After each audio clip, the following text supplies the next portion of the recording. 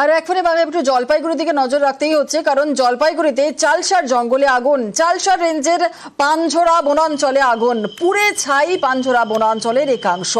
আগুন নেভাতে ঘটনাস্থলে বন দফতর, একাধিক বন্যপ্রাণীর মৃত্যুর আশঙ্কা। জলপাইগুড়িতে চালসা জঙ্গলে আগুন, চালসা রেঞ্জের পানঝোড়া বনাঞ্চলে আগুন, পুড়ে ছাই পানঝোড়া বনাঞ্চলের একাংশ। আর এই আগুন নেভাতেই ঘটনাস্থলে বন দফতর, একাধিক বন্যপ্রাণীর মৃত্যুর আশঙ্কা।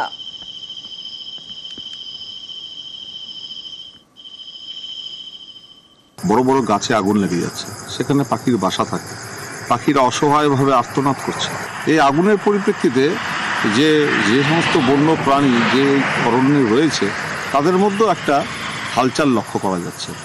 আমরা চাইব প্রকৃতির বুকে এই বন্য প্রাণীরা এরা সুস্থভাবে বেঁচে থাকুক, এবং আমরা চাইব অরণ্য যেন এইভাবে ধ্বংস না হয়।